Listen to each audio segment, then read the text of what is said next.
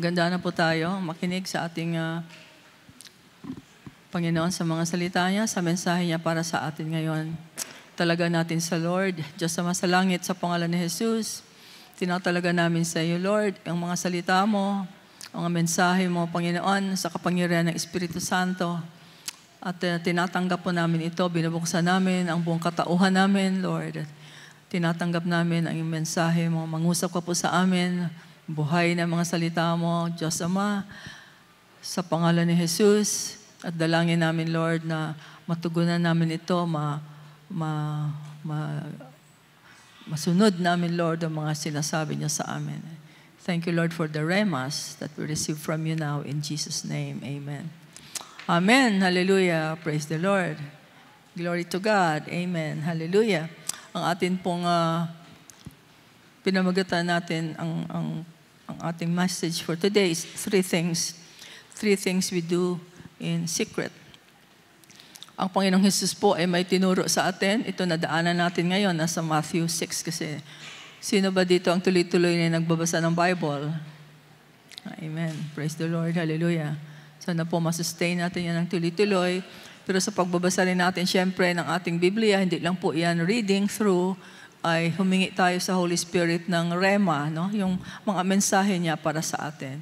Hindi lang reading the Bible. So, in-emphasize ko lang yan noon para sa discipline natin. We just need to discipline ourselves to put time, to give time for the reading of the Word. Pero hindi lang po pagbabasa. Hingi po natin lagi sa Holy Spirit. Mangusap ka po sa akin, Diyos Espiritu Santo. Ano bang mensahe mo sa akin? Pagkatapos nating mabasa ang 4 chapters or 5 chapters kung minsan, tanungin natin sa Lord, Lord, ano bang naging mensahe ko dito? Ano bang binigay mo sa akin? Ano bang gusto mo ipaabot sa akin dito? Meron po yung ibibigay si Lord, kahit 1 or 2 verses lang, na makakatulong sa atin, makakapagpabago sa ating pananaw, makakapagbabago sa ating buhay, at makakapagpapalapit sa atin sa Kanya. Amen? Yun naman po ang pinaka-importante sa atin, na mapalapit tayo sa Diyos, magkaroon tayo ng mas magandang relasyon sa Kanya. Hallelujah. Amen. Anyway, sa Matthew 6, ay meron pong dinaanan natin ito, meron pong tinuro ang Panginoong Jesus mismo. At tinuro niya na may 3 bagay na sinasabi niya na gawin natin in secret. Ibig sabihin, huwag nating i-display, huwag nating i-broadcast sa lahat. Kasi kung makita ng ibang tao at mabigyan tayo ng matuwa sa atin or humanga sa atin sa mga ginagawa natin ito, ay sabi ng Panginoong Jesus, yun na ang gantimpala mo. Yun. Kung may isang tao man na humanga sa iyo dun sa ginawa mo, yung isang taong yun ang gantimpala mo. Kung may 1,000 o 100 o 1,000 na humanga sa iyo, yun ang iyong gantimpala, sabi ni Lord. Pero ang gusto natin gantimpala ay yung gantimpalang galing sa Diyos. Amen? At hindi po yun, yung tinuro mismo ng Panginoong Jesus ito na dapat kung ang gusto natin ay reward o gantimpala na manggagaling sa ating Ama sa pangalan ni Jesus, ay gawin natin itong pasikreto. Huwag nating i-display. Amen? So 3 bagay po yan, at pasadahan ko lang yung nauna. Charitable deeds. Unang-una, sabi ni Lord, yung mga ating panglilimos, yung ating pagbibigay ng alms, no? Pagbibigay natin ng mga donations, pagbibigay natin ng offerings, even pagbibigay natin ng tithes. Ang sabi ng Panginoong Jesus ay huwag natin itong i-broadcast, huwag nating siguro nung mga panahon na yon may mga gumagawang gano'n, no? Yung mga Pariseo, yun ang sinasabi ng Panginoong Jesus, no? Huwag tayong tumayo sa isang lugar at sabihin natin, ayan ha, ito binibigay ko ha, ito yung aking limos ha, ito yung aking offering ha, napakalaki ng offering ko dito sa nasalanta ng bagyo, o yung donation ko ganito, yun. Basahin natin ang salita ng Diyos, ano ba ang sinasabi ng Panginoong Jesus dito. Isipin po natin ang Panginoong Jesus mismo ang nagtuturo nito, no? So Matthew chapter 6 verses 1 to 4. Pag-ingatan ninyong hindi pakitang tao lamang ang paggawa ninyo ng mabuti. O yan, no? Kapag ganyan ang ginawa ninyo, wala kayong matatamong gantimpala buhat sa inyong Ama na nasa langit. Kaya nga, kapag naglilimos kayo o naglilimos ka, huwag mo nang ipag-ingay pa gaya ng ginagawa ng mga mapagkunwari. Naglilimos sila sa mga sinagoga at sa mga lansangan upang sila'y mapuri ng mga tao. Tandaan ninyo, tinanggap na nila ang kanilang gantimpala. Sa halip, kapag naglilimos ka, huwag mo nang ipaalam ito sa pinakamatalik mong kaibigan. Gawin mong lihim ang iyong paglilimos at ang iyong Ama na nakakakita ng kabutihang ginagawa mo ng lihim ang siyang magbibigay ng gantimpala sa iyo. Amen? Klarong-klaro naman po ito. In English, take heed that you do not do your charitable deeds before men to be seen by them. Hindi pakitang tao. Otherwise, you have no reward from your Father in heaven. Therefore, when you do a charitable deed, do not sound a trumpet before you as the hypocrites do in the synagogues and in the streets, that they may have glory from men. Assuredly, I say to you, they have their reward. But when you do a charitable deed, do not let your left hand know what your right hand is doing, that your charitable deed may be in secret, and your Father who sees in secret will Himself reward you openly. Amen? And so, kahit sabi nga nun, hindi malaman ng kaliwang kamay kung ano yung ginagawa ng kanang kamay, ganun ka-sikreto ang gusto ng Panginoon. Huwag nating, bakit mo nga naman i-display, bakit mo nga naman i-announce pa, di ba? Ibig sabihin ay, gusto mo ng papuri sa tao. Magpakitang tao, di ba? Gusto natin ng acceptance or praise galing sa tao. So ang sabi ng Panginoon dito, kung ang mga taong yan ay binigyan ka ng papuri, nagpuri sa iyo, humanga sa iyo, yun na ang iyong gantimpala. Sino may gustong ganong klaseng gantimpala? Gantimpalang galing sa tao. Gantimpalang papuri ng tao. Ang blessing sa pagbibigay ay nanggagaling sa Diyos. Amen? At yun po yung ating gusto. So sinasabi ng Panginoong Jesus, pag ikaw na nagbibigay ng pasikreto, nakikita yan ng Diyos Ama. At ikaw ay bibigyan niya ng gantimpala openly. No? Bibigay niya sa iyo yung mga pangako niya sa Bible, mga pangako niya sa kanyang salita tungkol sa pagbibigay ng ikapo, pagbibigay ng mga paglilimos ng alms, pagbibigay ng mga tulong sa iba. Pero ito po ang na makukuha nating leksyon dito. Ito ay tinuro ng Panginoong Jesus. So, lifestyle po ng isang Kristiyano ang pagbibigay. Amen? Lifestyle, it's part of our lifestyle. Inaasahan ng Panginoon sa bawat mananampalataya.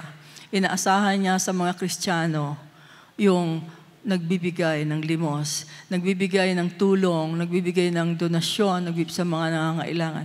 Siyempre, unang-una, nagbibigay tayo ng ating mga ikapo. Pero aside from that, no, meron kasi po sa atin na pag nagbigay ka ng ikapo, yun na yun, di ba? Yun na yun. Pero sinasabi nga ni Lord, sinasabi niya, pagka nagbibigay tayo, gumagawa tayo ng charitable deeds. So, ibig sabihin po, ay na-expect tayo ni Lord na nagbibigay tayo ng charity, nagbibigay tayo sa mga nangangailangan. Amen? Amen?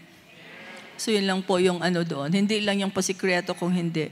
It's a lifestyle that Jesus expects us to do. At sa Bible po, marami pong mga pangako dyan. It's more blessed to give than to receive. Diba? Mas, pag ikaw ay nagbigay, Luke 6:38, siksik liglig, ito maapaw pa, ang ibabalik sa iyo ni Lord. Basta marami mga pangako, mga reward or gantimpala ng Diyos na pinangako niya sa atin. Pero ang Panginoong Jesus mismo, yung nagturo sa atin na, do it secretly. Huwag mong ipamalita para ang gantimpala mo ay manggagaling sa Ama. Ang pangalawa po, yun po ay charitable deeds or paglilimos or giving alms or giving to the needy. Ang pangalawa po ay prayer. Prayer. Pananalangin. At ang pananalangin po, basahin na muna natin salita ng Diyos. Matthew 6. Paki-jump na. Matthew 6, verses 5 to 6. Kapag nananalangin kayo, huwag kayong tumulad sa mga mapagkunwari. Mahilig silang manalangin nakatayo sa mga sinagoga at sa mga kanto upang makita ng mga tao. Tandaan ninyo, tinanggap na nila ang kanilang gantimpala. Ngunit kapag mananalangin ka, pumasok ka sa iyong silid at isara mo ang pinto. Saka ka manalangin sa iyong ama na hindi mo nakikita. At ang iyong ama na nakakakita ng ginagawa mo sa lihim, ang siyang magbibigay sa iyo ng gantimpala. Clear din ito, di ba? Malinaw. And when you pray, you shall not be like the hypocrites, for they love to pray standing in the synagogues and on the corners of the streets, that they may be seen by men. Assuredly, I say to you, they have their reward. But you, when you pray, go into your room, and when you have shut your door, pray to the Father who is in the secret place, and your Father who sees in secret will reward you openly. Amen. Siguro, nasa tanong ng iba dito sa inyo, paano yun kung wala naman akong kwarto? Wag po natin gawing literal. Ang ibig sabihin po ng Panginoon dito ay palihim, no? Huwag kang mag-display. So kung wala ka mang kwarto, pero pwede kang magkaroon ng isang lugar man lang na ikaw lang ang pwedeng naroroon, di ba? Nasa sa atin na pong ano yan, but yun pong ibig sabihin ng Panginoon.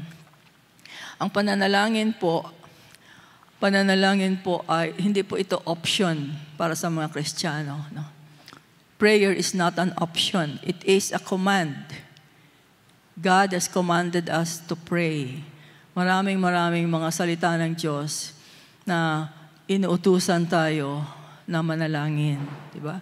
So katulad po ng charitable deeds kanina, ina-expect ni Lord lifestyle ng isang Kristiyano ang pananalangin, ang prayer. Prayer. Pag hindi po tayo nananalangin, that means hindi tayo sumusunod sa Diyos. We are disobedient. We are disobeying God. Pag hindi tayo nananalangin, ibig sabihin po ay mayabang tayo. May kayabangan tayo. Sinasabi natin na hindi ko kailangan ng Diyos. Kayang-kaya ko ang buhay ko sa sarili ko. I am self-dependent or I am independent. Hindi ko kailangan ng Diyos. Bakit ako mananalangin, di ba? Nananalangin tayo sa Diyos. Gusto nating mapalapit sa Kanya. Humihingi tayo sa Kanya. Alam natin na wala tayong magagawa kung wala ang Diyos. Kaya sa Kanya tayo nananalangin. Nakikipag-communicate tayo sa Kanya. Nakikipag-usap tayo sa Kanya. Pero kung hindi ka nananalangin na isa kang Kristiyano, isa kang tumanggap kay Kristo sa iyong buhay, in-expect ka ng Lord na makipag-connect sa Kanya. And-expect ka ng Panginoon na makipag-usap sa Kanya. Pananalangin ay pakikipag-usap sa Diyos, hindi lang ibig sabihin yung paghingi ng mga pangangailangan. Kasama po yun. Pero communication, no? It's a prayer. It's a communication, pakikitungo, pakikipag-usap sa ating Diyos. Kung hindi mo yun ginagawa, ini-snub mo ang Diyos. At sinasabi mong, hindi kita kailangan sa buhay ko. Kaya ko ang aking buhay ng sarili ko, di ba? So that's pride. That's being proud before God. Prayer is the most common experience of a believer.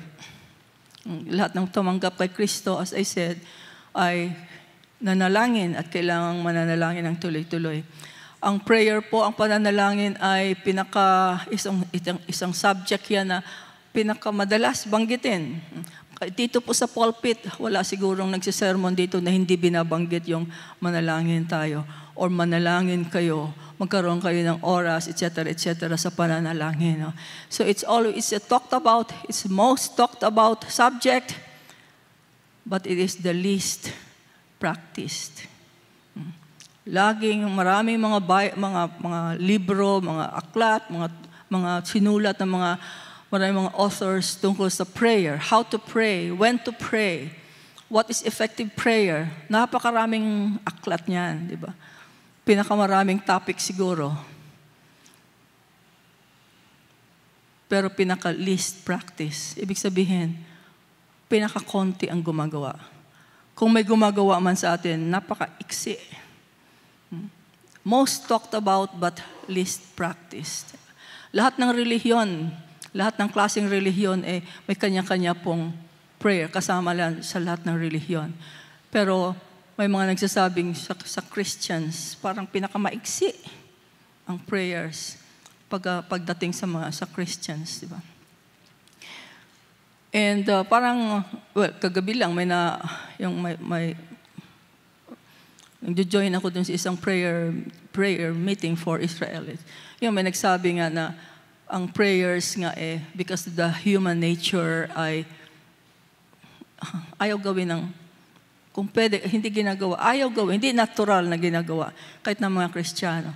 Mas gusto pang umawit, mas gusto pang tumugtog, mas gusto pang maglinis siguro kaysa sabihin mo, manalangin ka, magwawalis na lang ako or magtutulong na lang ako dito, di ba? Parang mayroon tayong resistance sa prayer.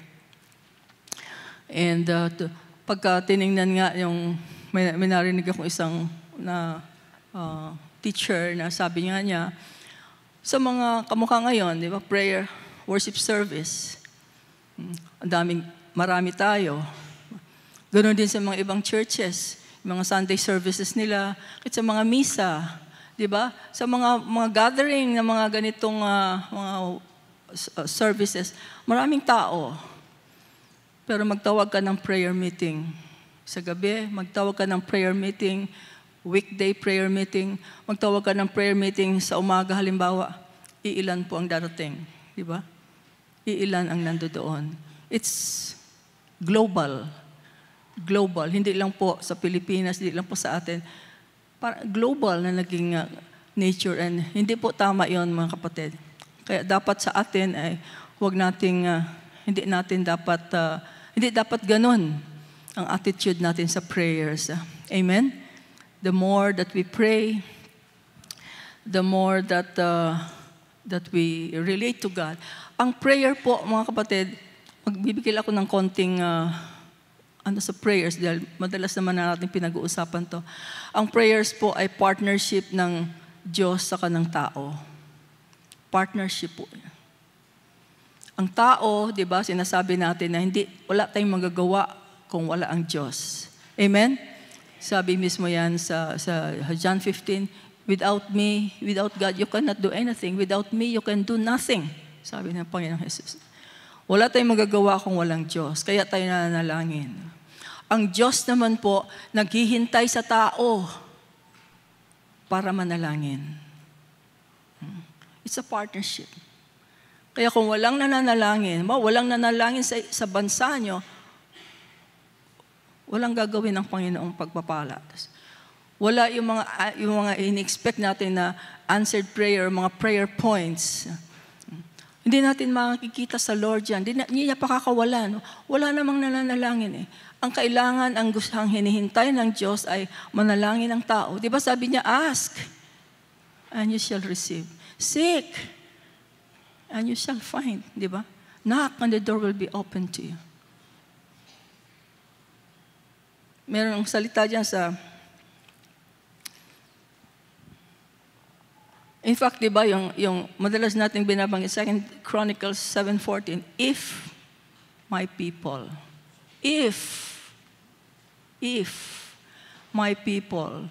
who are called by my name shall humble themselves and pray. Then, di ba, sabi ni Lord, then I will hear from heaven. I will forgive their sins and heal their land. If my people. So kung wala po yung kung wala po yung mga taong mananalangin, the Lord will not hear. What will He hear? I will hear your prayers, sabi ni Lord. What will He hear? we don't give the prayers. Diba? It's a partnership. Matthew 18:18 to 19, assuredly I say to you, whatever you bind on earth will be bound in heaven. Diba? Nasa sa atin po, binigyan tayo ng Lord ng authority over this earth. Authority and responsibility, but especially authority to pray. The privilege to pray. Binigay niya po sa ating mga Kristiyano. The privilege to come to Him and ask. The privilege to come to the throne. Sabi niyang, Lord, come boldly before my throne of the throne of God, where you will find help in time of need. Come boldly. He has given us that privilege, and it is a partnership. Whatever is bound in heaven, we bind on earth will be bound in heaven. Whatever you loose on earth will be loosed in heaven. Listen, again I say to you that if two of you agree on earth concerning anything that they ask, it will be done for them by my Father in heaven. So two of you, kaya madalas po sa TOR natin and pagka nag-ano tayo, di ba? May prayer agreement. That's why we have the prayer agreement. Two to agree. You agree in your prayer points, and that is the Father said, or Jesus said, if two of you agree on earth concerning anything that they ask, it will be done for them by my Father in heaven. So if there's no agreement, if there's nothing that you agree on, if there's nothing that you pray about, di ba? The Father will not do anything. Wala siyang prayer na in-answer. Dahil wala namang umakyat sa Kanya to pray, di ba? So it's a partnership. Tandaan ninyo, anumang ipagbawal ninyo dito sa lupa ay ipagbabawal sa langit. At ang pahintulutan ninyo dito sa lupa ay pahintulutan sa langit. Tandaan din ninyo, kung ang dalawa sa inyo ay nagkaisa dito sa lupa sa paghingi ng anuman sa pananalangin, ito'y ipagkakaloob sa inyo ng aking Ama na nasa langit. Amen? And so, sana po we ask the Lord to change our attitudes of prayers. Change our attitude. If you want to see change in your family, change in our nation, change in your communities, pray. Pray to the Father. If we want any change, we want the Lord to answer or to do something, di ba? Pray. At naturo na natin yan dito. We pray to the Father in the name of Jesus. In the name of Jesus. Hallelujah.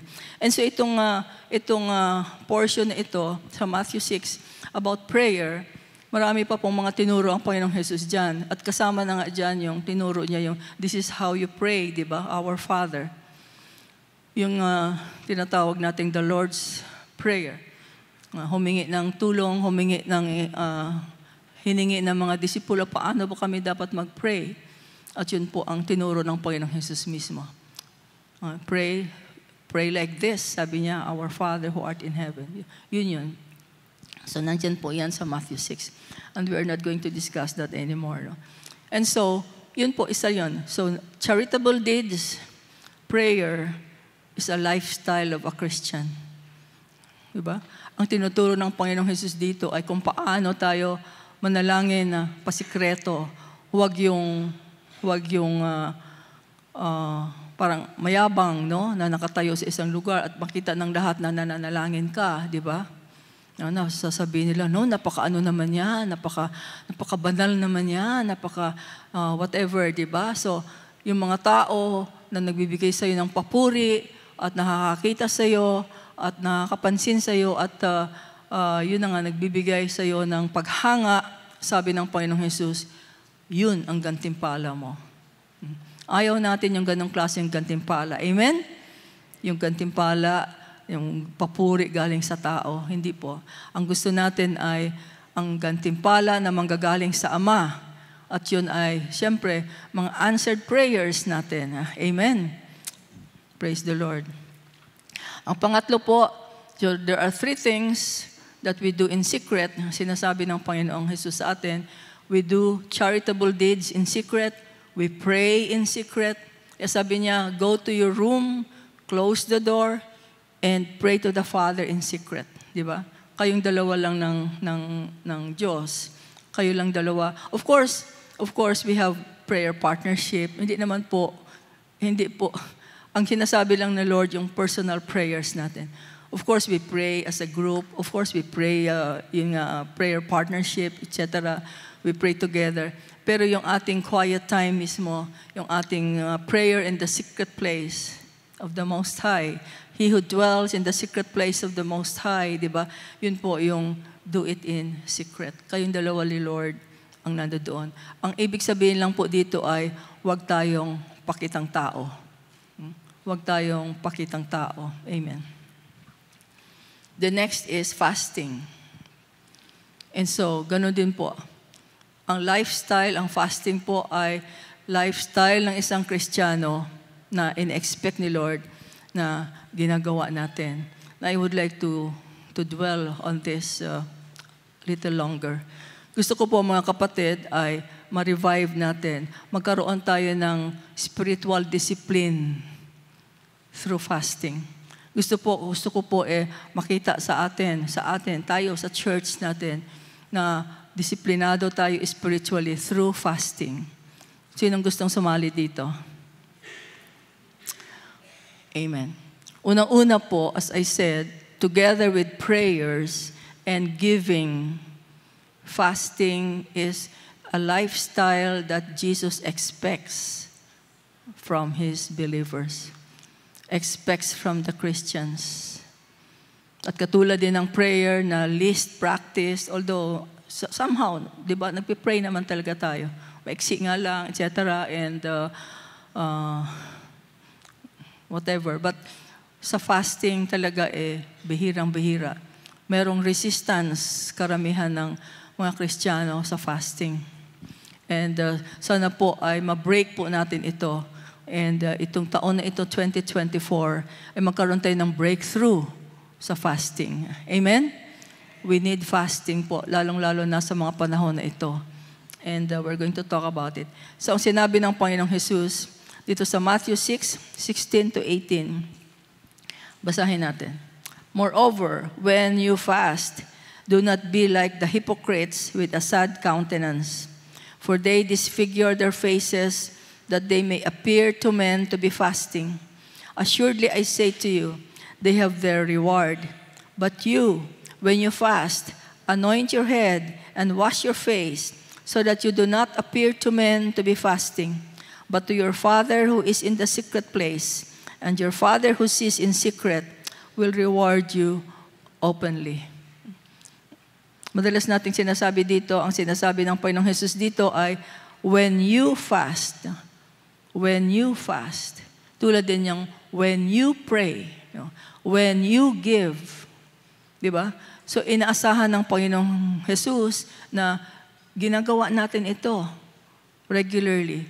Lifestyle natin ito. Giving when you give. Praying when you pray. Fasting when you fast. Di ba? When? Tuwing kayo'y mag-aayuno. Hindi niya sinabing if. Hindi niya sinabing kung may panahon kayo or kung sa isang pagkakataon na kung sakaling kayo ay mag-ayuno, itong gawin ninyo, di ba? Sa Tagalog, kapag kayo'y nag-aayuno, kapag kayo'y nag-aayuno, kapag kayo'y nananalangin, kapag kayo'y naglilimos o nagbibigay ng alms, di ba? It's a lifestyle that the Lord expects from each one of us. Kapag kayo'y nag-aayuno, huwag kayong magmukhang malungkot tulad ng mga mapagkunwari. Hindi sila nag-aayos ng sarili upang mapansin ng mga tao na sila'y nag-aayuno. Yan, pakitang tao. Tandaan ninyo, tinanggap na nila ang kanilang gantimpala. Sa halip, kapag nag-aayuno ka, maghilamos ka, lagyan mo ng langis at ayusin mo ang iyong buhok upang huwag mapansin ng mga tao na ikaw ay nag-aayuno. Ang iyong ama na hindi mo nakikita ang tanging makakaalam nito. Siya na nakakakita ng ginagawa mo ng lihim, ang siyang magbibigay ng gantimpala sa iyo. The same principle, no? Ayaw na ayaw ng Panginoong Jesus ang pakitang tao, di ba? Nakikita natin dito sa mga instructions niya. Now, ang fasting po, fasting refers to discipline of pagdidisiplina sa sarili sa pamamagitan ng hindi pagkain, no? For spiritual purposes. For spiritual purposes. Ang pagdadayet po, mga pagdadayet natin ay para matanggal yung ating weight, di ba? Hindi po yun fasting. Kung yun ang ating purpose. Diba? Ang fasting ay pagdagdag ng spiritual weight. Amen? At yun po ay for spiritual purposes po ang fasting. It's a discipline. And usually po yan, magkasama po yan, it's linked with prayers. Kasi kung fasting lang po, yung hindi tayo kumakain at wala namang pananalangin, ang tawag po dyan ay starvation. Diba? Starving. Ang tawag starving sa Tagalog. Basta yung hindi pagkain. Magugutom ka, diba, etc. Anyway, marami pong mga personality sa Bible, mababasa natin, maraming mga personality sa Bible na ito ay ginagamit. No? Ginagamit ang fasting ng maraming mga tao. Example po, sila Moses, sila David, si Daniel, yung buong nation of Nineveh, bago sila binigyan ng preaching ni Jonah tungkol sa judgment ng Lord, nag-fasting muna sila. Si Nehemiah, diba? Si Paul sa New Testament, the early Christians, mababasa natin yan sa Book of Acts, they were fasting. This part of their prayer and fasting, it's part of their lifestyle as Christians. And ang Panginoong Jesus mismo, diba? Pagkatapos siyang mabautismo sa tubig ni John the Baptist, dinala siya ng Espiritu ng Diyos sa ilang para po doon mag-fasting for 40 days.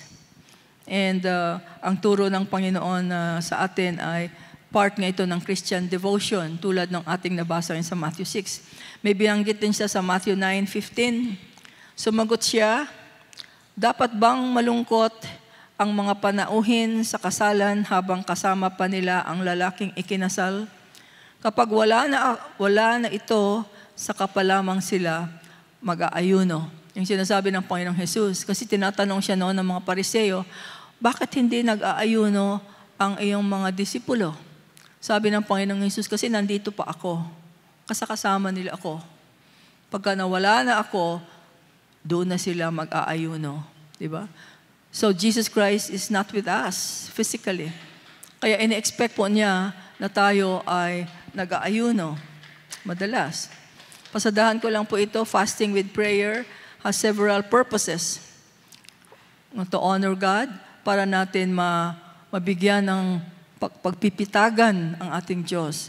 Bigyan natin ng atensyon. Kasi po ang fasting ay mag-google ka dyan magsiset aside ka dyan ng oras. Di ba? And of course, yung sakripisyo mo na hindi pagkain para makaniig mo, makakapanaya mo ang Diyos. So you honor God para to humble oneself, magpapakumbaba tayo sa harapan ng Diyos para makatanggap tayo ng mas marami pang mga grace niya, mga pagpapala, and for us to have closer presence with the Lord. To mourn over personal sins and failures. Kung meron po tayong mga naging personal sin, no, or failure na masyadong masakit sa dibdib, masyadong may dinaanan tayo na, halimbawa, we fell into sin, no? Na nahulog tayo sa sobrang kasalanan o nagkaroon tayo ng malaking failure. Napaka-importante po na mag-fasting tayo. Harapin natin si Lord more seriously. Hindi po, marami pong hindi nakukuha sa panalangin lang, no? Ang fasting po ay nagbibigay ng kalakasan sa panalangin. Nagbibigay ng more power sa pananalangin.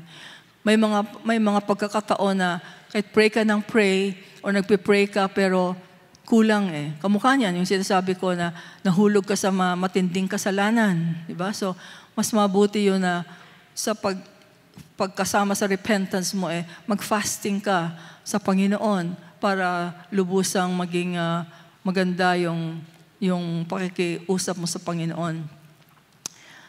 To seek grace for a new task and to reaffirm our consecration to God. Halimbawa po, merong binigay sa yung bagong assignment na sa church o sa trabaho o kung saan man sa pamilya, may bago kang pinagagawa sa iyo, may bagong assignment, mas maganda po na go on fasting. Para hingin mo sa Panginoon ang instructions. Hingi ka sa Panginoon ng direksyon. Hingi ka sa Panginoon ng kapangyarihan niya, di ba? And especially wisdom kung paano gagawin itong bagong assignment na itong binigay sa iyo. To seek God by drawing near to Him, prevailing in prayer against opposing spiritual forces. Yan, kung meron pong mga oppression ng diablo sa buhay ng isang tao, di ba? May isang istorya dyan na sinasabi ng mga disipulo, Lord, bakit hindi namin mapalayas ang demonyo? Bakit ikaw, isang salita mo lang? Tapos sabi ng Panginoong Jesus sa kanila, di ba, mga ganitong bagay ay nakukuha lamang sa pamamagitan ng prayer and fasting. So, kung ang kalaban po natin ay stronghold ng demonyo, meron siyang stronghold sa iyong isipan, di ba? Or merong oppression siyang ginagawa sa buhay mo. For example, depression or anxiety or mga fears dyan, hindi yan nakukuha lang sa panalangin. Maganda po kung you spend time with fasting. So that yung fasting, sa fasting mo po ay may kapangyarihan ka na binibigay si Lord na para mapalayas yung mga demonyong yan sa buhay mo. To save souls from the bondage of evil. Yan, for salvation. Minsan, sinasabi natin na pray naman ako ng pray. Ang kapatid ko hanggang ngayon, hindi pa rin born again. Pray ako ng pray hanggang ngayon. Ganyan. Daanan po natin sa mas seryosong pananalangin. Di ba? At mag-fasting tayo para makita natin sa Panginoon kung ano ang kanyang kalooban o kanyang paano natin ito gagawin. By the way, ang fasting po, hindi po ito pagbabraso sa Panginoon. Nababrasuhin ko ang Lord para mag-fasting nga ako para mabigay na mabigay na ang answer sa prayer ko. Hindi po. Fasting does not change God. Fasting does not change his position or his decision ng Panginoon. Fasting changes us. Amen? Tayo po ang nababago sa fasting. Ngayon sa pagpapakumbaba natin, pag mamakaaw sa Lord, it's possible that the Lord will give favor in us, etc. Pero hindi po nakukuha sa ating effort. Parang hindi natin sinusuhulan ang Lord sa pamamagitan ng ating fasting para lang maibigay niya yung hinihingi natin. Hindi po ganoon, mga kapatid. Amen? Please take note of that. Hindi po ganoon ang Panginoon natin. He cannot be bribed. He cannot be, hindi natin siya pwedeng gawan ng mga ganong bagay para lang makuha natin yung ating gusto sa Kanya. But anyway, to gain revelation, wisdom, and understanding concerning the will of God, ito napaka-importante nito. Diba? Kailangan natin na makita ano ba ang kalooban ng Diyos sa bagay na ito. Ano ba ang Kanyang sinasabi? Ano ba ang wisdom ni Lord? Hingin natin ang understanding. At madalas nga, as I said, hindi ito nakukuha sa panalangin lamang. We do it with fasting. Amen. Now, some important principles of fasting. During a fast, you should hunger and thirst after righteousness. Kailangan po na mauuhaw, magugutom tayo sa katwiran. Ang pagfa-fast po ay ang pagtanggal ng pagkain. Okay? Pagkain po, pagkain. When we say fasting, we are not eating. Hindi po tama yung, dati sa mga kabataan, di ba sinasabi natin, mag-fasting ka, huwag ka nang mag-chocolate. Yung chocolate mo dati na 5, mag-fasting ka, 1 na lang. Hindi po fasting yun. I know. You use that as a discipline sa mga bata. No? But let's put the straight. No? Pag sinabing fasting, fasting from food. Fasting from food. Depriving ourselves from food. And so, sana po magkaroon sa pag nag-decide tayo na mag-fasting, magkaroon tayo ng kauhawan o kagutuman sa katwiran, no? Sa righteousness ng Lord. Kung ano yung tama, kung ano yung manggagaling sa Lord. Now, there are 3 tools that produce an effective fast. Kasama po sa fasting yung you study the Word, kasama po ang salita ng Diyos. Diba? Mag-aaral ng salita ng Diyos. Ano man ang hingin natin sa Holy Spirit, ano ba ang salita ng Diyos para dito sa sitwasyon natin. Kung meron tayong specific na reason for the fasting, hingin natin, maghanap na tayo kaagad ng mga salita ng Diyos na related sa sitwasyon mo. Ngayon, kung ang fasting mo ay in general, gusto mo lang talagang madisiplina ka, gusto mo lang talagang mapalapit sa Lord, di ba? So kung ano man ang ibigay ng Panginoon sa iyo na word, na rema, yun po, dala-dala natin sa Panginoon. We study the Word, we meditate on the Word, and of course, we pray. No? Prayer. Kausap natin ang Lord. Pagka nagfa-fasting po tayo, wag po nating, halimbawa, 24-hour fasting, no? So, 1 day fasting. Wag po nating gugulin yon sa pagtapos ng backlogs mo sa daily readings natin. Sayang. Dahil magagawa mo naman po yun na hindi ka nagfa-fasting eh. Nakukuha nyo? Mayroon kasing ganun eh. Nag-fasting ako, natapos ko yung aking daily readings. Nag-fasting ka pa. Pwede mo na magawa yun na hindi ka nagfa-fasting eh. Diba? Don't waste your time, your fasting time, by doing those things. Diba? Kung gusto mo, magkuha ka lang ng isang chapter doon at yun ang himay-himayin mo sa Lord. Bubulay-bulayin mo. But don't do all your backlogs or mag-advance reading ka pa during your fasting time. Fasting is talking to God, diba? Getting closer before God. Being humble before God. At ang fasting po, i-test ng Panginoon sa atin kung ano ba ang mas importante sa atin. Yung pagtawag ng laman, which is gutom, and pagkauhaw, kung absolute fast, I'll talk about it. Paggutom, which is tawag ng laman, di ba? Natural, di ba? Natural sa atin na pag nagutom, siyempre, naghahanap yung ating katawan ng pagkain, di ba? Ngayon, yung susupilin ba natin yung tawag ng laman na yan? Anong mas importante sa atin? Yung susundin natin yung tawag na yan ng ating stomach. Mayroon nagsabing, king stomach. Nagiging king na, nagiging hari na yung ating tiyan. Pagka sinabi ng tiyan na nagugutom ako, naghahanap ka kaagad ng makakain, di ba? Gusto nating masatisfy kaagad si king stomach. And so, ano ba ang mas importante sa atin, di ba? Yung ating stomach na naghahanap ng makain or yung gusto mong mapalapit ka sa Diyos? Yung gusto mong magkaroon ka ng mas maraming mga revelasyon na galing sa Diyos.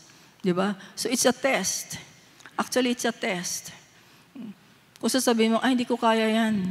Pag nagutom kasi ako, talagang nagugutom ako eh. Kaya ka nga magfa-fasting eh. Kaya ka nga magdidisiplina sa sarili mo eh. Susupilin mo yung tawag. Huwag po kayong matakot. Hindi po, wala pong namamatay sa fasting. Lalo na 24 hours. May ibang napinsala sa fasting yung pagka medyo mahaba, like 3 days, 7-day fasting, pagkatapos may nalaman akong tungkol dito na nung mag-break na siya ng fast, kumain siya ng sangkaterbang bulalo. Masama po yun. So, napasama yung tiyan. I don't know what happened to him, but napasama po yun. Hindi po pwede yung gano'n, di ba? So, but during the fasting mismo, 24 hours for example, hindi po. Or even 3 days, 7 days. Ako ang pinakamatagal ko, I think was 7 days papuntang 10 days. Marami pong reserve. Kahit na payat. Kahit na mga payat. Marami pong reserve dyan na nandyan pa rin, no? Tuloy-tuloy pa rin yung mga nutrients. In fact, mas healthy kung magkaroon ng pause, no? Yung bigyan natin ng pahinga yung ating sistema. Lalong-lalo na yung, I think it's the digestive system.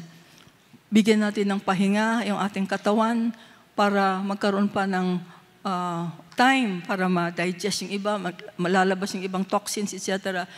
Kaya inaano nga nila yan Marami pong mga nag-prescribe ng mag-fasting para magkaroon ng pahinga yung ating katawan sa kakain. But anyway, and so, it's a test kung mas importante sa'yo yung tawag na yan ng laman o yung pakikipagniig mo sa Lord.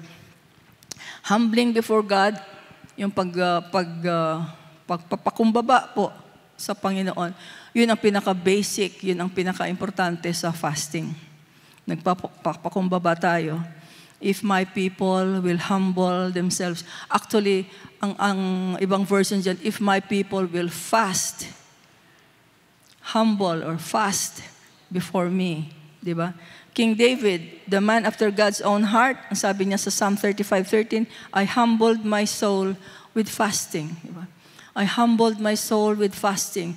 Nagpapakumbaba ako sa Diyos sa pamamagitan ng pag-aayuno. Sa James 4, sinasabi sa James 4 that God resists the proud and gives grace to the humble. Pagka tayo po ay mayabang or tayo po ay independent, di natin kailangan ng Diyos, hindi po tayo pakikinggan ng Panginoon. Hindi niya tayo matutulungan mga pangangailangan natin. Kaya ayaw po ng Lord ng those with a proud mind, yung mayabang, no? Mayabang, hindi natin kailangan ng Diyos.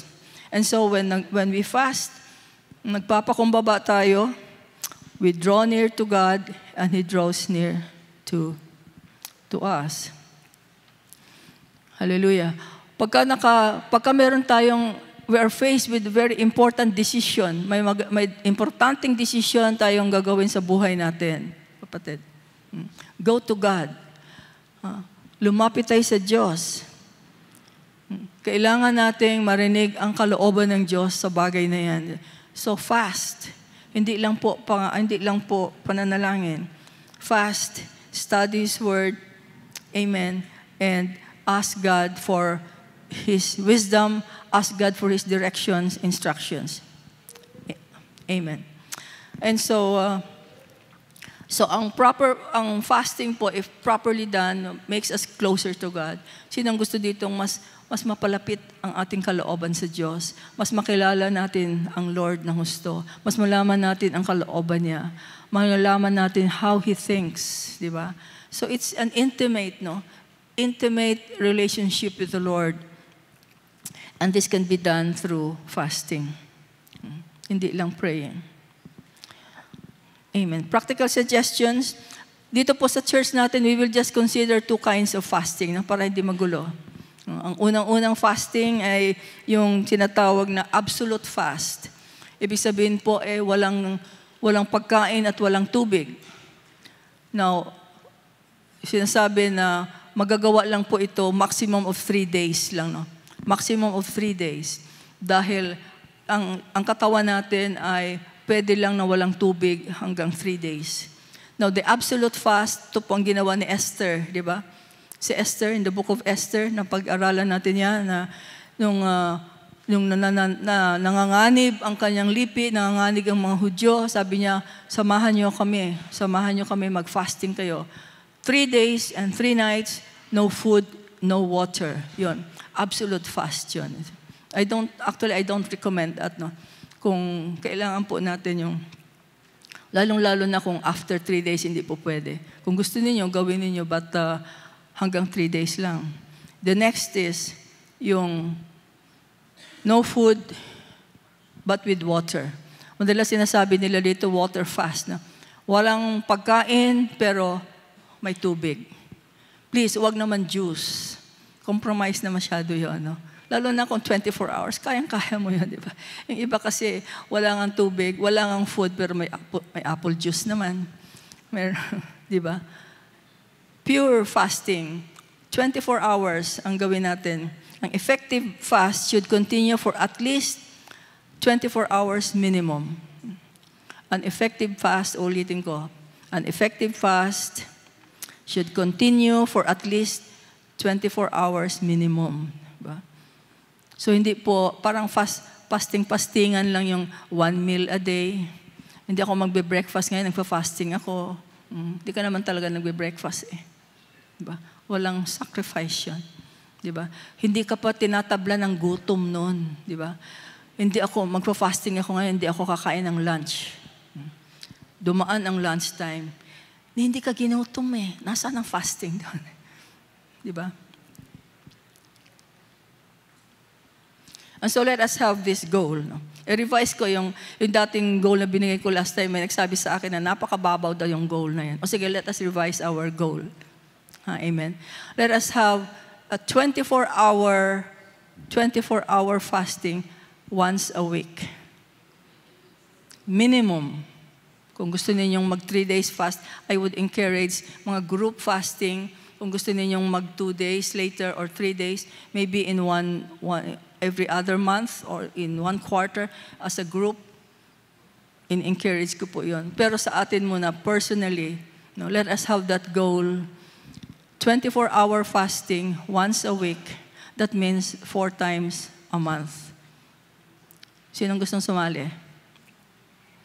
Kayang-kaya po yan. Amen? The more often, kung mas madalas tayo mag-fasting, mas mapapadali po sa atin. Kasi mas sanay ng katawan mo. Sanay ng katawan mo. Amen? Kung mas madalas kang mag-fasting, kaysa yung mag-fasting ka ngayon, tapos ilang buwan na naman bago mo, parang mag-umpisa ka na naman, di ba? Samantalang kung gagawin mo once a week, it's a discipline, spiritual discipline. No? Tinatalikuran mo yung pagtawag ng king stomach. Gusto ko si Lord. Pagka ganyan po, minsan pagka gumagano na yung stomach ko, pwede mong utusan. Inuutusan ko yung tiyan ko, tumigil ka dyan, tumahimik ka dyan. Tatahimik po yan. Amen? Tatahimik yung... And then you pray.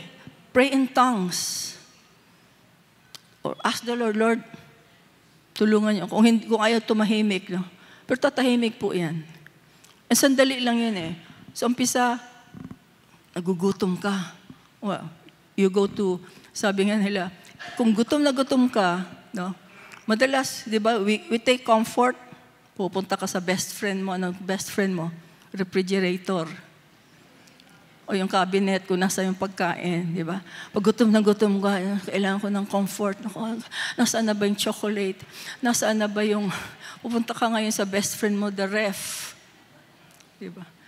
So ngayon sa fasting, sakit. Nandyan na yung tawag ng gutom. Pumunta ka sa Holy Spirit ngayon. Amen? Huwag ka na doon sa best friend mo. Hindi mo na kita best friend ngayon. Punta ka sa Lord, punta ka sa Holy Spirit. And then, you pray. Pray in tongues. Napakaganda kanina yung mga awitin natin. Maganda po yun sa gagamitin natin during fasting. Pakilagay nga, Sister Jing. Like, banal mong tahanan, for example. Maganda rin po kasi na magdala tayo ng, ayaw ko kung may mga ano ba, hindi na usong cassette, no? Ano na ba ngayon? Cellphone. Yung ibang mga youth dito hindi na abutan ng cassette eh. Ano? Spotify. Basta cellphone, di ba? Kung may cellphone ka, kung ano man ilagay nyo doon, basta pwede nyong dalhin yon para mag-awitan nyo si Lord. Halimbawa ito, ano ba? Nasaan na ba tayo? Ayan. Ang puso ko'y dinudulog sa'yo. Napakaganda. Di ba kahit hindi nyo alam yung tune, just the words, kasama yan, isama mo lang sa panalangin mo. Kausap mo si Lord, Lord, ang puso ko'y dinudulog sa'yo. Nagpapakumbaba, nagsusumamo. Di ba? You are fasting and then yun po ang sabihin mo sa Lord. Yun ang usapan ninyo. Anong susunod?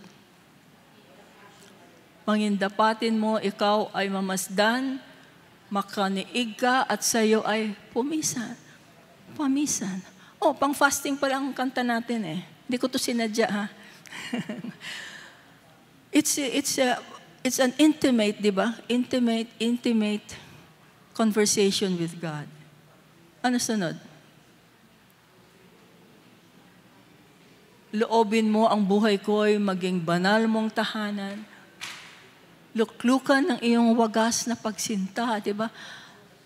Napakagandang sabihin sa Lord. O yung isa pa, yung napakabuti mo. Yun, pwedeng sabihin, Lord, napakabuti mo. Noon, ngayon, kailan pa man, sa buhay ko'y wagas or tapat. You've been faithful, Lord. Di ba? Yun ang mga pwede nating pag-usapan sa Panginoon. During fasting, napakasarap yan na sasabihin natin sa Lord. Of course, kung alam niyo yung tune, mas maganda. Pero kung hindi, tula na lang. Itutula tula na lang sa Lord. Or some other songs na yung in English, in Tagalog, marami tayong salamat, Panginoon, sa pag-ibig mo. Walang ibang nagbigay sa akin ng pag-ibig na katulad mo. Di ba?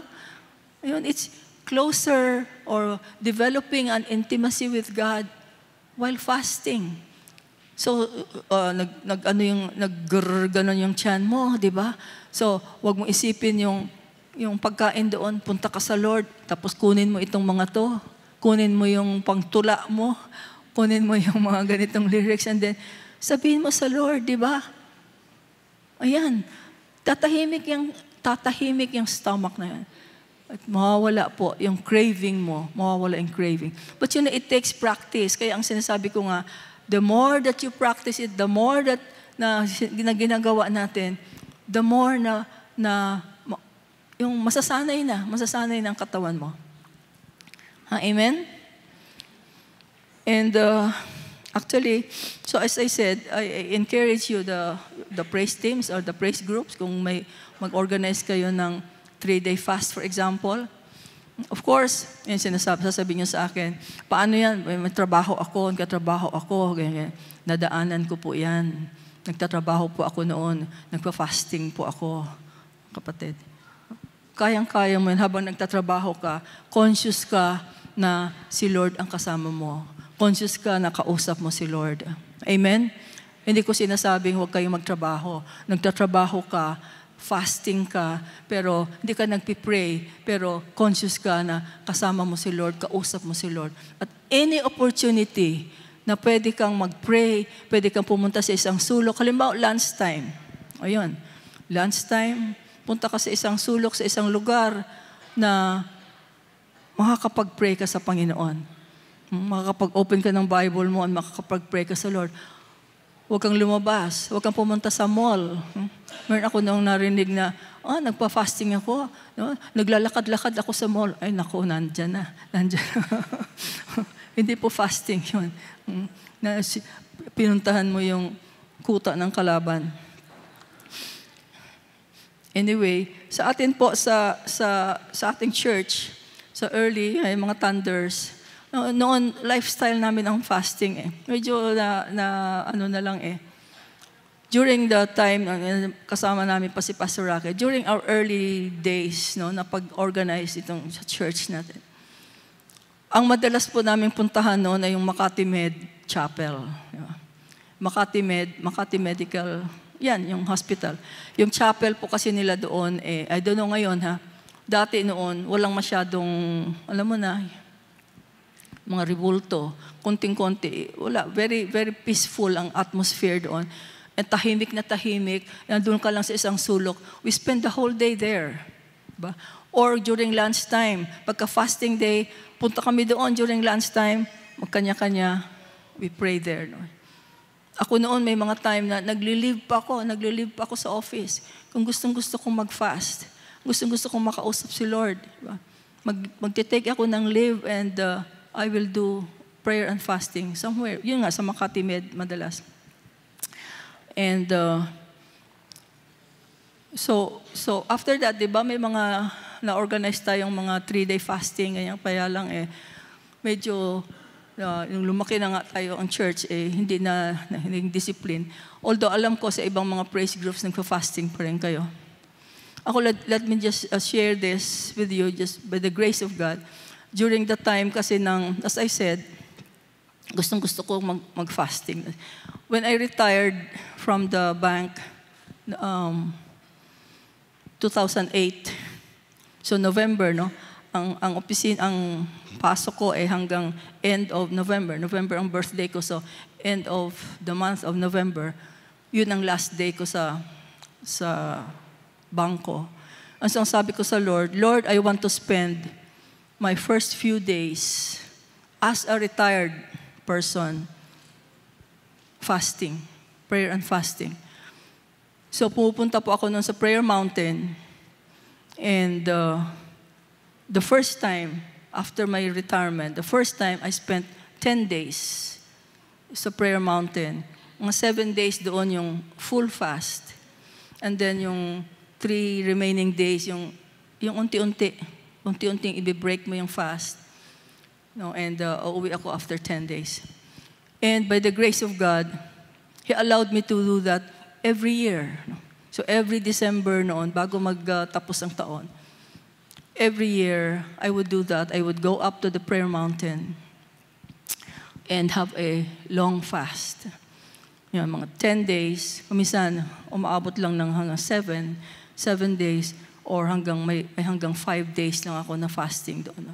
But during the year pa din, occasionally I would go up to the Prayer Mountain and spend mga 3-day fasts doon. It's very fulfilling po. Natigil lang itong pagpunta ko sa nung mag-pandemic. And I think they renovated din, nag-renovation yun sa Prayer Mountain, kaya natigil din. But I really want to resume it. And gusto ko lang pong i-share sa inyo yung mga kapatid na it's very fulfilling po. Napakaganda na mag-spend ng time na gano'n sa Panginoon. Masyado na tayong masyado tayong makalaman, di ba? Itong generation na ito, I think, is the most eating generation. Napakadali na kumain ngayon, di ba? Magpa-deliver ka, hindi ka na kailangan lumabas eh. Magpa-deliver ka, nandyan na. Di ba? So, napakadali na sundin yung hinahanap o tawag ng laman sa pagkain. Di ba? At napakahirap ngayon na supilin yan pagka gusto mong makaniig ang Panginoon. So I really pray na magkaroon po tayo na ma-revitalize natin to sa ating church. Be with me, amen? Let us have that goal and let us have this as a lifestyle. Magkakaroon kayo ng mga distractions, lalong-lalo na yung mga nag-opisina. Fasting day mo ngayon, bigla na lang ngayon nagsabing, tara, labas tayo, blowout ko. Madalas po yan nangyayari. Sabihin mo, hindi ka pwede magsabi na fasting ka. Sabi ni Lord, di ba? So, wisdom na lang ni Lord, di ba? Kung anong sasabihin mo. O yung iba, bibigay na lang Lord, tomorrow na lang. O, ayan. Ayan yung mga temptation na ganyan, di ba? Sobrang test ni Lord yan Kung kailan naman, di ba? Sasabihin na, uy, birthday na ganito. Bigla na lang may dumating sa opisina ng pizza. Di ba? Tatalikod ka na lang. Diba?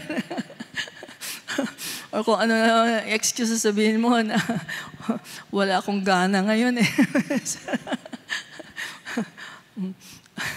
Kung ano, huwag kang magsinungaling. But you don't have to say na fasting kasi ako di ba? Bigyan na tayo ni Lord ng paraan. Pero ang laking testing yan. At madalas po yan. Madalas po yan. Andyan ang demonyo gustong, the devil does not want Christians to fast. Amen? Hindi po. Kasi alam niya kung ano mangyayari pag nag-fast ang mga Christians. Ayaw niya na mapalapit tayo sa Diyos. Ayaw niya na makakapag-usap tayo ng matagal na ganyan sa Panginoon. But do you know that Satanists fast? They fast. Yung mga Satanista, there is a religion called Satanism. Ang mga Satanista ay nagfa-fast para ma-destroy ang mga pastors, ma-destroy ang mga ministers, ma-destroy ang mga Christians. Nagpa-fast ang mga satanista para hindi mag-fast ang mga Christians. Sige Lord, sige, bigyan natin sila ng maraming trabaho. Gawin natin silang busy ng busy para wala silang time para mag-pray, wala silang time para mag-fast. Sige, bundatin natin sila ng pizza, ng sangkaterbang mga pagkain para hindi nila hahanapin ang kanilang Diyos, para lagi na lang silang busog. Kontrahin natin ito. Amen? Nasa last days na tayo eh. Kailangan natin ng spiritual strength. Spiritual strength, ano man ang mangyari. Diba? Sabi ng Lord, magkaroon ng tatakan, walang makakabili, walang makakapagtinda, etc. So, paano yan? Madalas nating sabihin, ay di bale, di mag-fasting na lang. Madaling sabihin. Pero kung hindi ka sanay mag-fasting, by that time, during that time, hindi mo sasabihin yon, hahanapin mong pagkain, di ba? So ngayon pa lamang, magpalakas tayo sa Panginoon. Amen? So, pero yun, yung sinasabi ko nila, after a 3-day fast or longer fast, dahan-dahan po yung pagbalik sa pagkain. No? Ang 1-day fast, 24-hour fast, I don't think there's a problem there. No? Wala namang problemas. Kung gusto mong kumain ng manok kaagad or whatever. We have been doing that after a 24-hour fast. Pero kung medyo matagal, like kahit 3 days, huwag niyong, ano kaagad, ang tendency kasi yan, di ba, gutom na gutom ka eh. So ang tendency niyan eh, kakain ka kaagad ng marami. No, don't. Masama po yan sa stomach. No? Unti-unti lang. And start with a light fast. Light fast. Ibig sabihin, start with the soup or yung vegetables lang, and fish, mga ganon-ganon, di ba? Minsan nga sa Prayer Mountain, kasama ko si Sister Faye at nagpaluto na ako na magbe-break ako ng fast. Tapos nung malaman nung nagluluto doon na, you mean nag-7-day fast siya? Ay, hindi pwede yung in-order nyo. Kailangan, dahan-dahan, konti-konti. And by the way, meron po doon at mga ibang mga Christians na nagto-21-day fast. Hindi ko na tinry yun. Pero may mga nagto-21-day fast, meron po nagpo-40-day fast. No? Yung mga talagang naghahanap ng kalooban ng Diyos sa kanilang buhay. No? Sinasabi ko lang yun sa inyo that there is such a thing. And if you are under medication, kung may medication kayo, no, consult your doctor, ha? Consult your doctor before you go into fasting. Okay, last 2 verses na gusto ko ibigay. Our theme verses for fasting and prayer, Romans 12:1-2. Kaya nga mga kapatid, alang-alang sa masaganang habag ng Diyos sa atin, ako'y nakikiusap na ialay ninyo ang inyong sarili bilang isang handog na buhay, banal at kalugod-lugod sa Diyos. Itong karapat-dapat na pagsamba ninyo sa Diyos. Huwag kayong makiayon sa takbo ng mundong ito, kain ng kain. Mag-iba kayo sa pamamagitan ng pagbabago ng inyong pag-iisip upang maunawaan na ito ninyong kalooban ng Diyos, kung ano ang mabuti, kalugod-lugod at ganap sa kalooban niya. Dito nakalagay, ialay ninyo ang inyong sarili. Sa English po, I beseech you therefore, brethren, by the mercies of God, that you present your bodies. You present your bodies, physical body, ang katawan natin, as a living sacrifice. No? Ihandog natin, ialay natin yung ating katawan, ang ating buong buhay, ang katawan sa Diyos bilang handog na buhay. Diba? So Lord, etong katawan ko, Lord, kayang-kaya kong supilin ang tawag ng laman na ito. Kayang-kaya kong supilin, Lord, sa iyong kapangyarihan mo, Panginoon.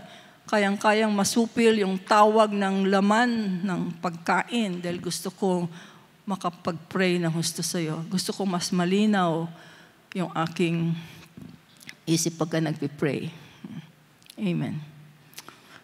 When you fast, kaya po sa fasting, yung tinatawag sa Bible, sa Day of Atonement, they afflict their soul. Pahihirapan mo ang iyong kalooban, pahihirapan mo ang iyong kaluluwa, di ba? That's true fasting. May kasamang sacrifice, di ba? May kasamang paghihirap, di ba? Amen? Nagutom ka sumakit ang tiyan mo, sumandali di ba? Medyo magkaroon ng konting medyo depende sa bawat isa, no? May konting dizziness, minsan mahihilo ka. Minsan parang mayroong weakness, may panlulupaypay ng konti. In other words, may epekto sa katawan. Kaya maganda yan dahil yun nga ang inaalay natin sa Lord, may kasamang sakripisyo. Amen? May kasamang sakripisyo. A living sacrifice. We present our bodies to the Lord as a living sacrifice. Di ba? May kasamang sakripisyo. Mamatay ako, Lord. Mamatay ako sa tawag ng laman. Di ba? Sinabi ni Lord, take up your cross daily. Die to yourself. Die to the works of the flesh. Kasama po yung sa pagkain. Amen. And, of course, yung ating theme verse, Colossians 3, 1-3, binuhay kayong muli ng kasama ni Kristo, kaya't ang pagtuunan ninyo ng isip ay ang mga bagay na nasa langit na kinaroroonan ni Kristo na nakaupo sa kanan ng Diyos. Ang mga bagay na panlangit ang isaisip ninyo, hindi ang mga bagay na panlupa. Mga bagay na panlupa, kasama po dyan ang pagkain, mga kapatid. So paminsan-minsan, at yun nga yung goal natin is minimum of one day a week. Di ba? Tinatanggal natin yung ating isipan sa mga bagay na panlupa sa pagkain at ang iniisip natin yung mga bagay na panlangit. Ang bagay ng Diyos, di ba? Mga bagay ng Diyos, things that are heavenly. And we do that through our fasting. Fasting is a means na ma-disconnect tayo from the earthly realm. Ma-disconnect tayo dito sa mundong ito at makaangat tayo sa Panginoon sa pamamagitan ng fasting.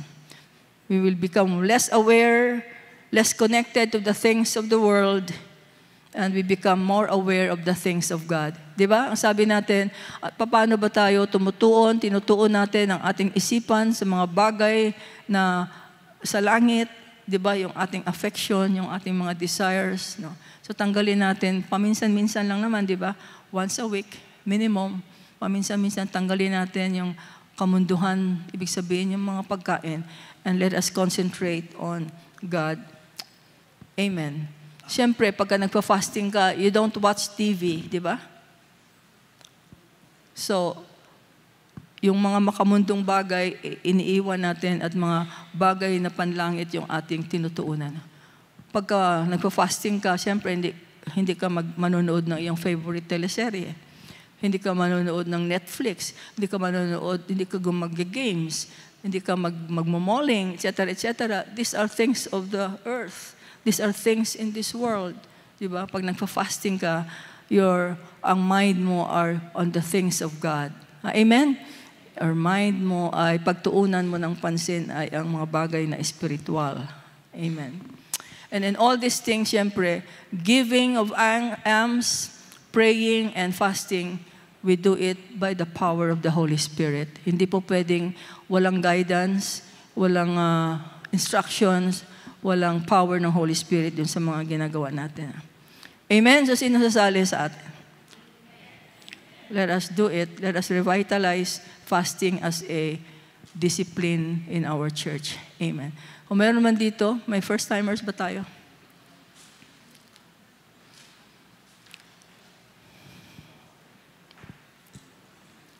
Tatawagin po natin yung mga ngayon lang dinala ni Lord dito. Thank you.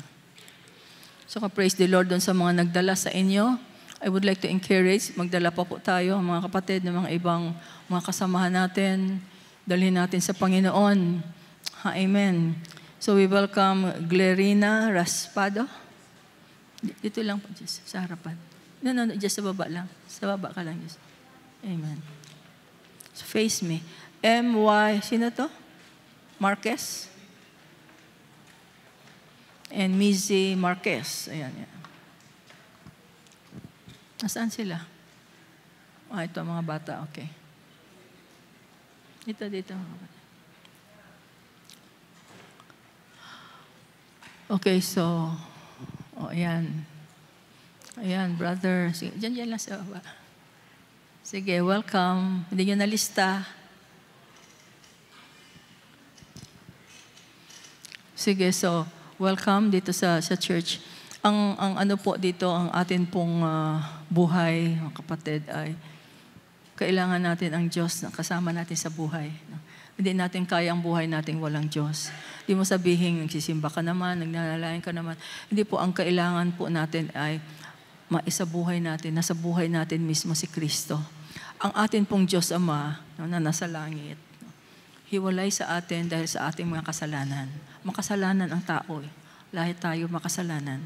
Dahil galing tayo kay Adan, di ba? At ang makasalanan at ang kabanalan ng Diyos di pwedeng magsama.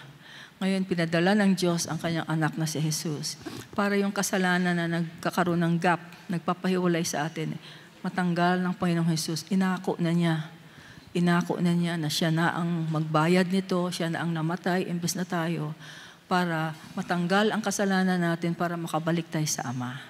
Ang kailangan lang po, ang gusto lang po ni Lord ay maniwala tayo sa ginawa niya at papasukin natin siya sa buhay natin. Gawin natin siyang Panginoon. Utang natin sa kanyang ating buhay. Kung wala ang Panginoong Jesus, kung wala yung ginawa niya sa cross sa atin, tuloy-tuloy po tayo sa kasalanan at hindi tayo makakalapit sa Diyos. Sa impyerno ang pasok natin. Kaya kailangan natin si Kristo sa buhay natin. At ang umpisa lang po niya na isang panalangin, sumunod lang kayo sa panalangin ito, ng pag-anyaya sa Panginoong Jesus sa buhay natin.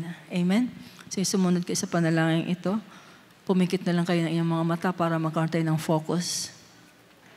Diyos Ama na nasa langit, patawarin niyo ako sa aking mga kasalanan. Naniniwala ako na pinadala niyo ang inyong bugtong na anak na si Jesucristo para makabalik ako sa piling ninyo.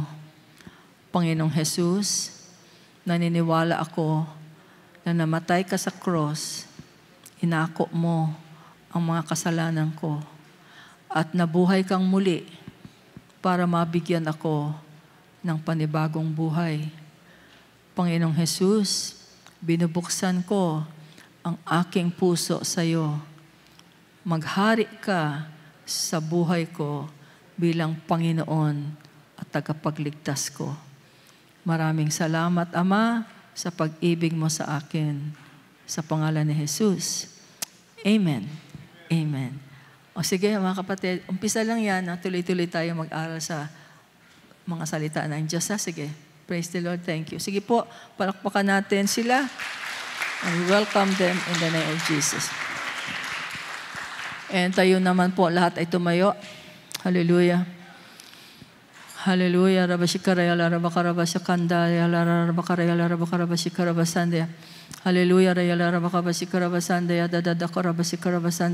Father, in the name of Jesus, gusto po namin na makalapit kami ng husto sa iyo. We want to draw closer to you, Lord. At ang nangako ka, Panginoon, na when we draw closer to you, you will draw close to us also.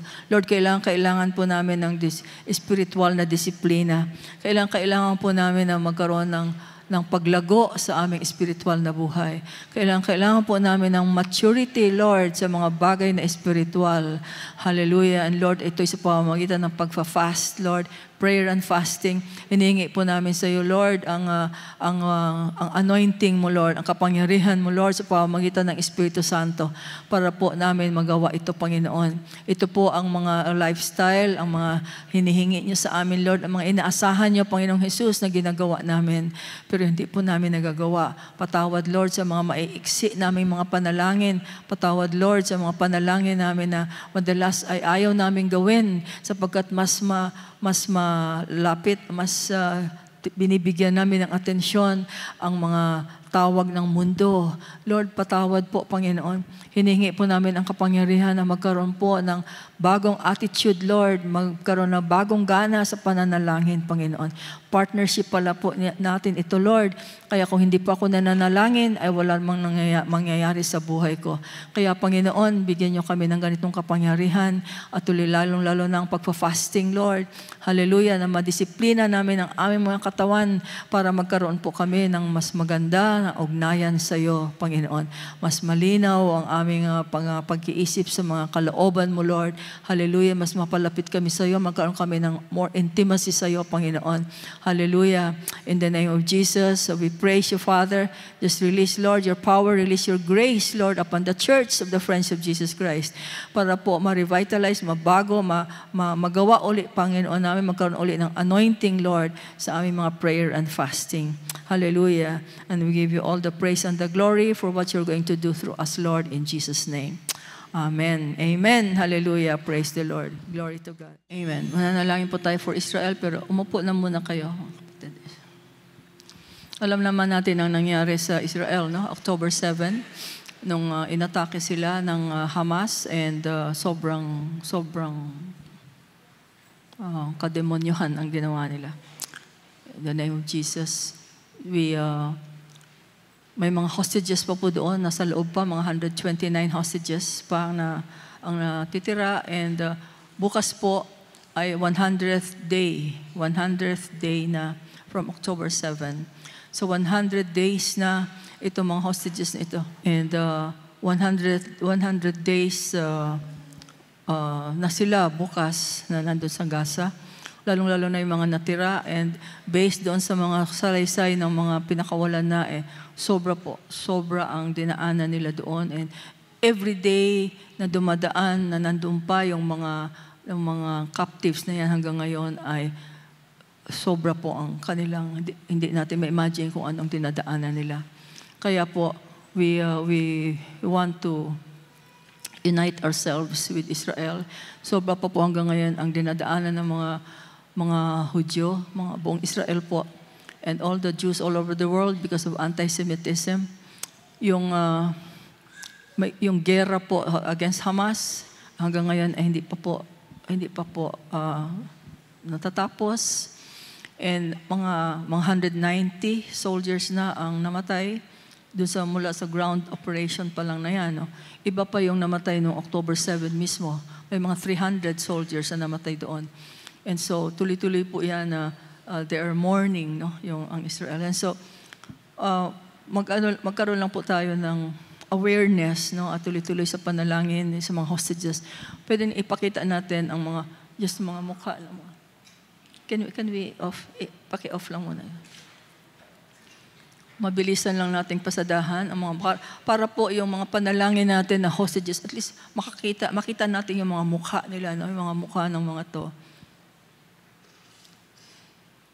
56 years old, 30 years old, 28 years old, 51 years old, 48 years old, 59, 19, 32, 24, 27, 51, 35, 24, 23, 35, 24, 19, 27, 19 years old, 53, 35, 21 years old, 19, 23, 51, 19, 26, 19, 21, 22,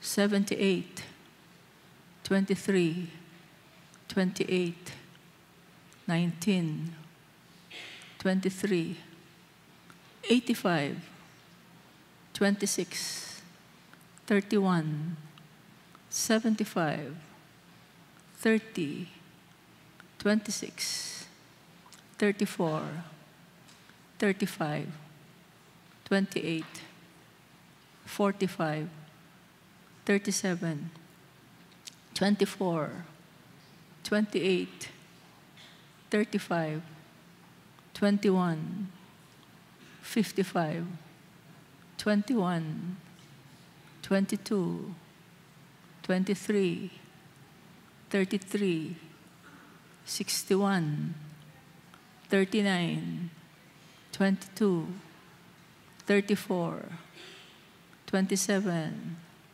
46, 19, 70, 60, 64, 53, 19, 23, 68, 53, 23, 49, 59, 38, 26, 33, 18, 22, 80 years old, 47, 84, 79, 38, 79, 34, 32, 4 years old, 11 months, baby.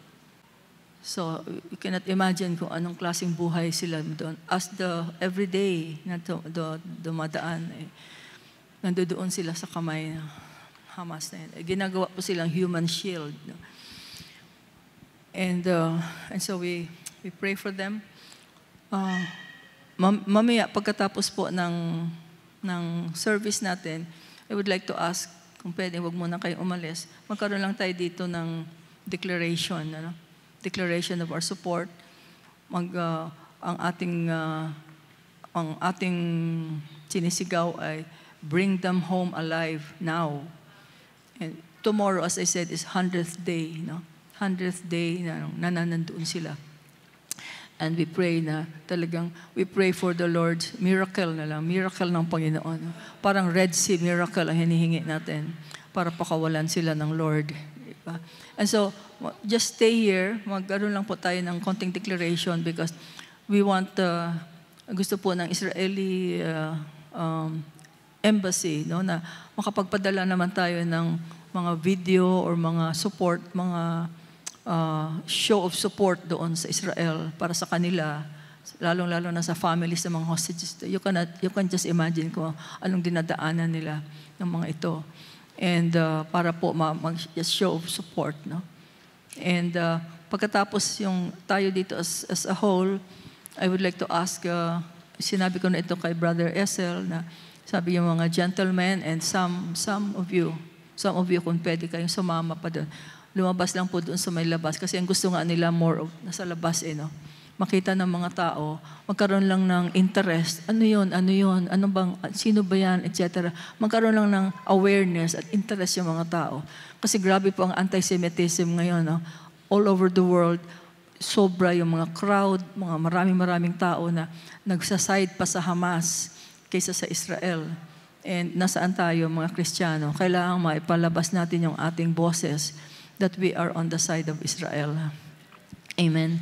And we pray for tuloy-tuloy po sa inyong mga prayers, 24-hour prayer circle natin. Tuloy-tuloy po yung paglabas ng mga release ng mga hostages na ito and for the war to stop na. Amen. So let's pray. Father, in the name of Jesus, hallelujah. Sige po, kanya-kanya po mga kapatid. Humingi tayo sa Lord. Just, ang boses ninyo, ilabas niyo sa Panginoon. Hallelujah. Lord, we pray for these hostages, O Lord God. Amen. Na mapakawala na po sila, Lord. Hallelujah. Rabashika Rabayandaya.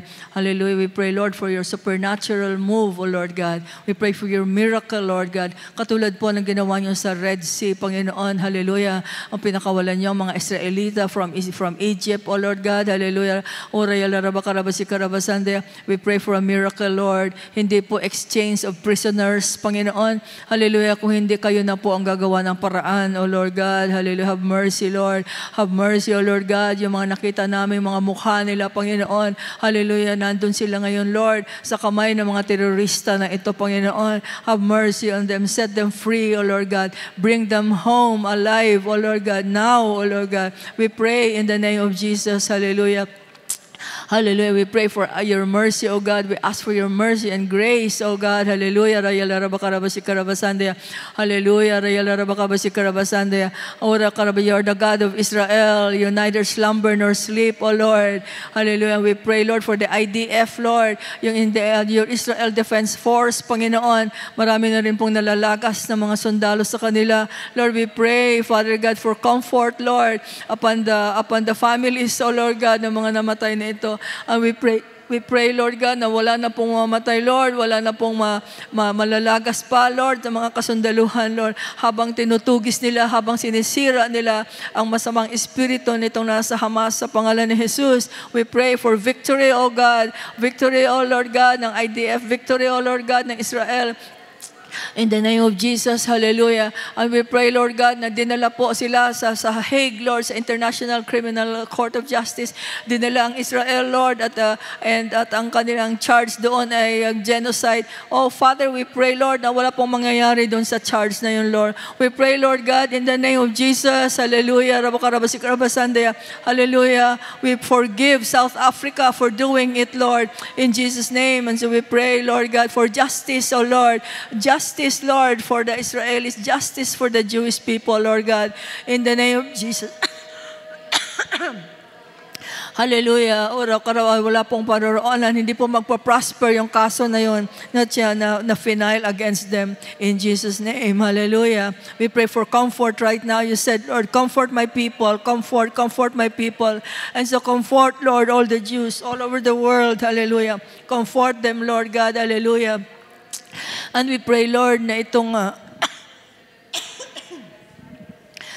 conflict na ito, Lord, ay huwag na pong lumaki, Panginoon. Dun sa North, Lord, we pray, Lord, against Hezbollah. We pray, Lord, na tumigil na rin po ang Hezbollah sa kanilang pag-atake ng mga rockets sa Israel. In Jesus' name, we pray, Lord, na hindi po sumali ang Turkey. We pray, Lord, na hindi sumali ang Syria at ang Iraq at ang Houthis, ang Yemen, at ang lalong-lalo ng Iran, Panginoon. Stop Iran, O Lord God, sa kanilang gusto nilang domination, world domination ng kanilang relihiyon. Hallelujah. Stop them, Lord, from taking the Jews out of Israel. In Jesus' name, hallelujah. Hallelujah. We pray, Father God, for miracle. We pray for your mercy, O God. Hallelujah. In the name of Jesus. Hallelujah. Hallelujah. Bring them home now, alive, O Lord God. In Jesus' name, hallelujah. Ora, comfort the families, Lord, of these hostages, Panginoon. Kung saan-saan na sila umaabot, pupunta sila sa Qatar, pupunta sila kung saan-saan, nagmamakaawa para sa kanilang itong mga kamag-anak nila, mga kapamilya nila. Lord, have mercy on them, O Father God. Hallelujah. In the name of Jesus, set them free, Lord. Hallelujah. Miraculous freedom, Lord God. Supernatural way, Lord. In Jesus' name. Amen. At sa aming bansa, Panginoon, tuloy-tuloy, Lord, humingi kami ng tawad, Lord. Always stand in the gap na mamagitan kami sa iyo, Panginoon. Humingi kami ng tawad sa sobrang idolatry, Lord, dito sa aming bansa. Oh, Lord, cancel niyo po, Panginoon, yung translasyon na yun, Lord. Have mercy, O Father God. Have mercy, Lord God. Cancel niyo po yung epekto nun, Lord, in the name of Jesus. Hallelujah. Huwag niyo pong patuloyan ng iyong puot sa amin, Lord. Pati sa mga sinulog festival na mga nangyayari or mga mangyayari pa. Oh Lord God, have mercy upon our land, Lord. Patawad, Lord, patawad, Panginoon. Patawad, oh Lord God. Hallelujah. Hindi po namin alam, hindi po na alam ang kanilang ginagawa, Lord. Patawad, O God. Kami pong namamagitan, Lord. Hallelujah. Hallelujah. In your wrath, Lord, remember mercy, O God. And so we ask for habag, Lord, in the name of Jesus. Hallelujah. Hallelujah.